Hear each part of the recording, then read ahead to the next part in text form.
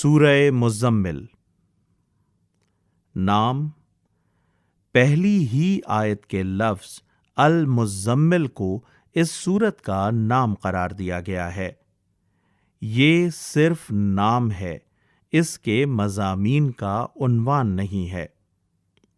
زمانہ نزول، اس سورت کے 2 رکوع 2 الگ الگ زمانوں میں نازل ہوئے ہیں۔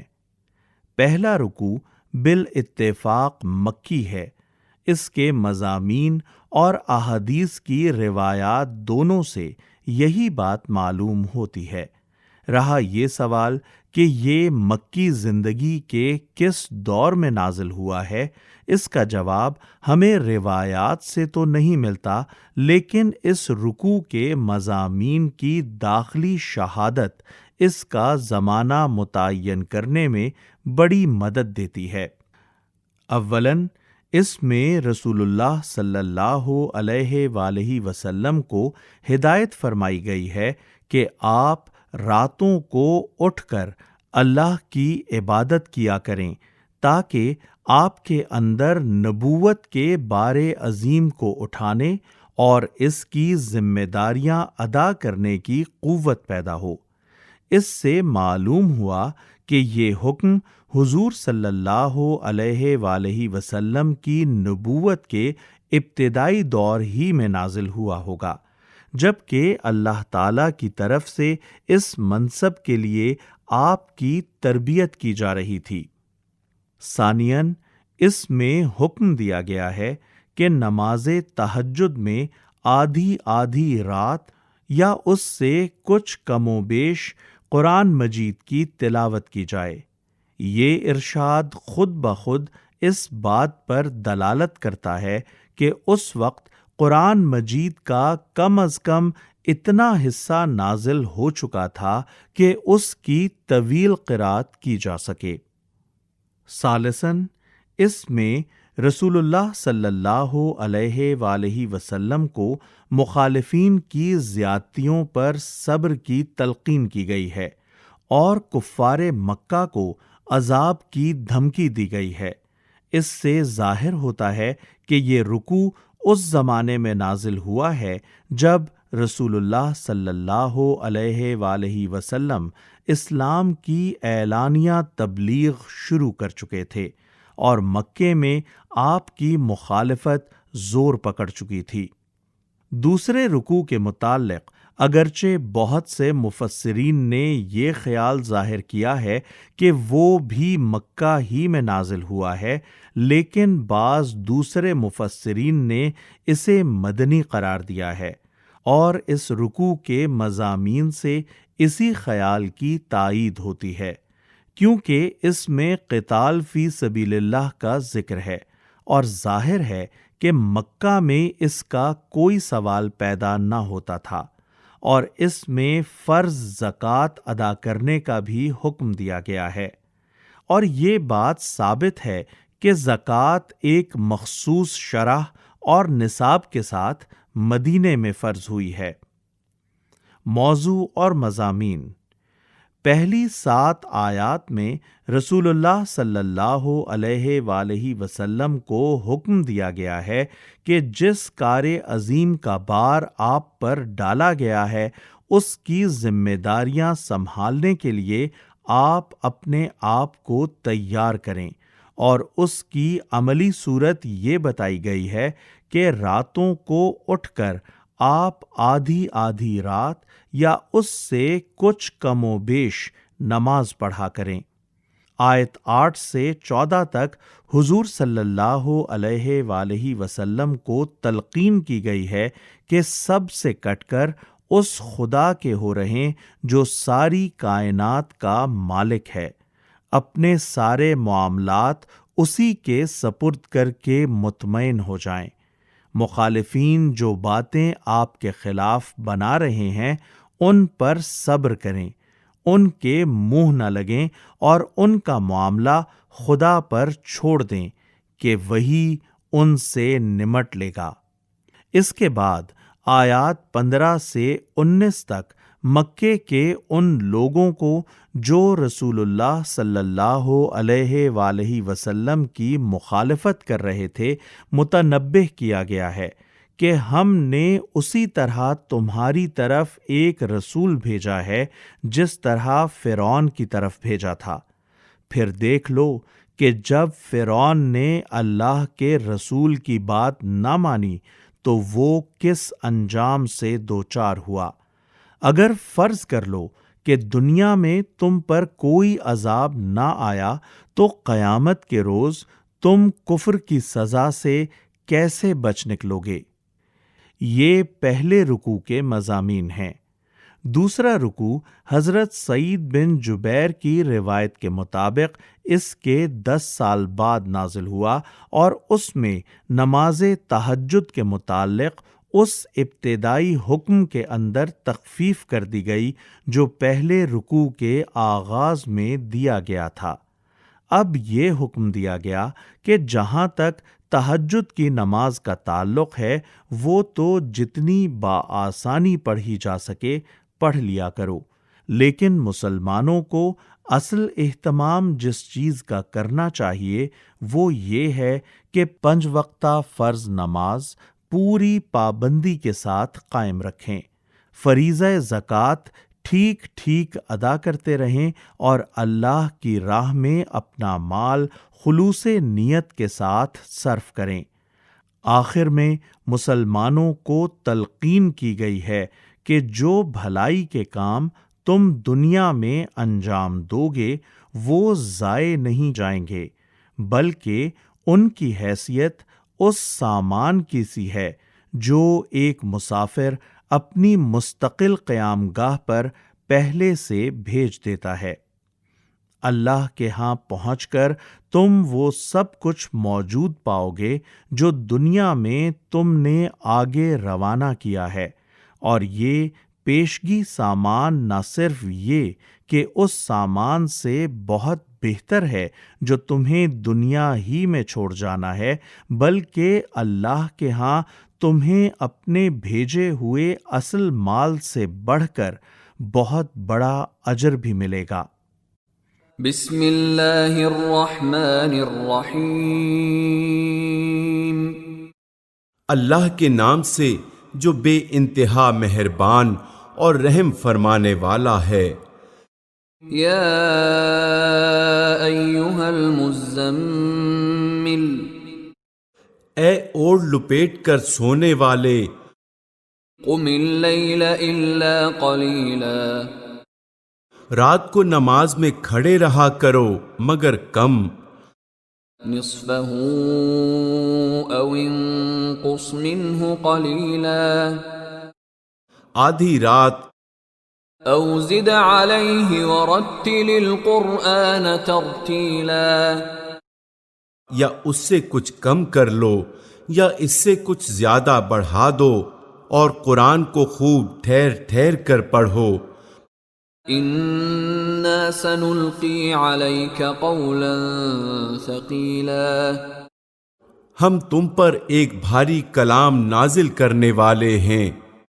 ان ناشئۃ اللیل ہی اشد وطئا واقوم قیلا، در حقیقت رات کا اٹھنا نفس پر قابو پانے کے لیے بہت کارگر اور قرآن ٹھیک پڑھنے کے لیے زیادہ موزوں ہے۔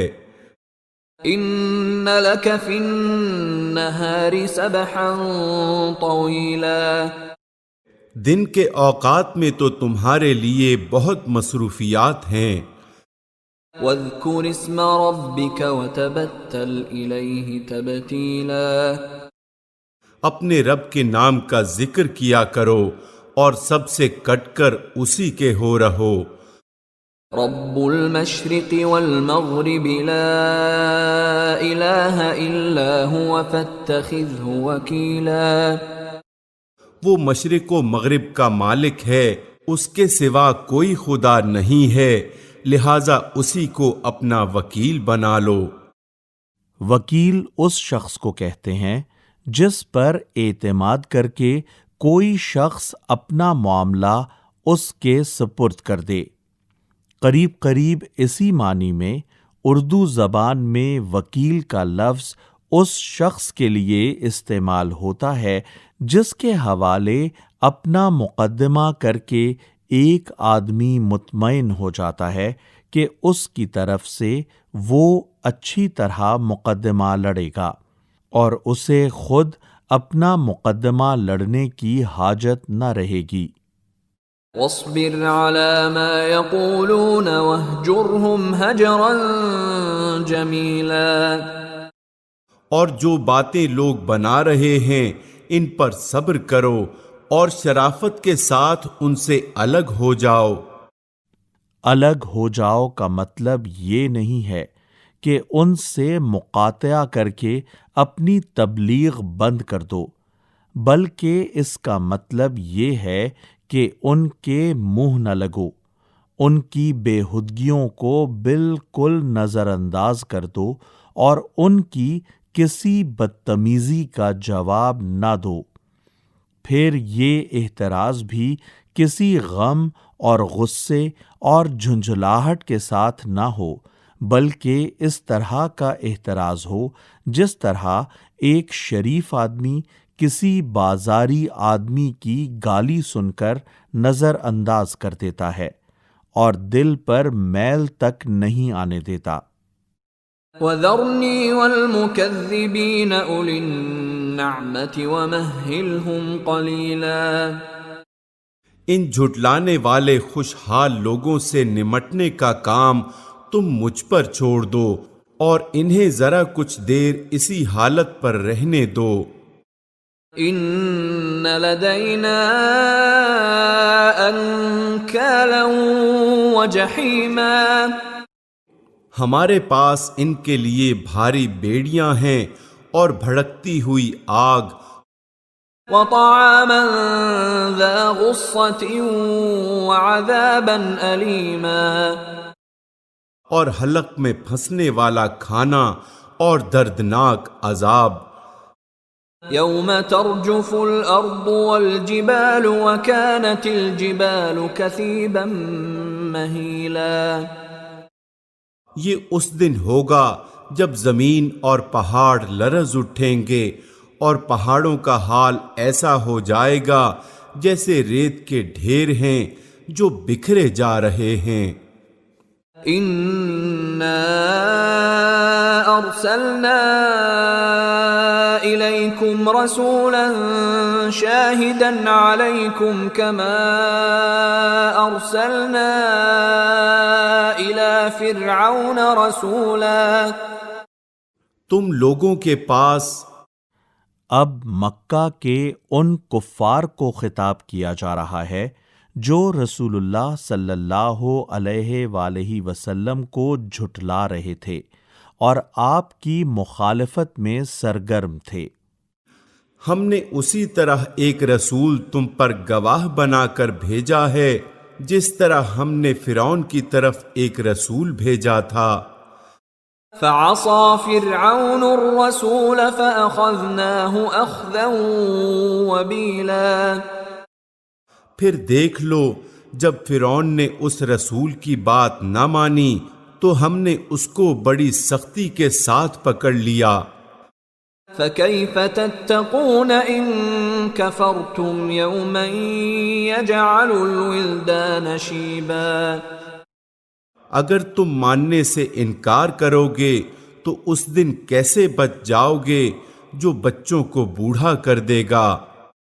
السماء منفطر به كان وعده مفعولا۔ اور جس کی سختی سے آسمان پھٹا جا رہا ہوگا، اللہ کا وعدہ تو پورا ہو کر ہی رہنا ہے۔ ان هذه تذکرہ فمن شاء اتخذ الى ربه سبیلا۔ یہ ایک نصیحت ہے، اب جس کا جی چاہے اپنے رب کی طرف جانے کا راستہ اختیار کر لے۔ یہ رکوع پہلے رکوع کے 10 سال بعد مدینے میں نازل ہوا۔ ان ربك يعلم انك تقوم ادنى من ثلثي الليل ونصفه وثلثه وطائفة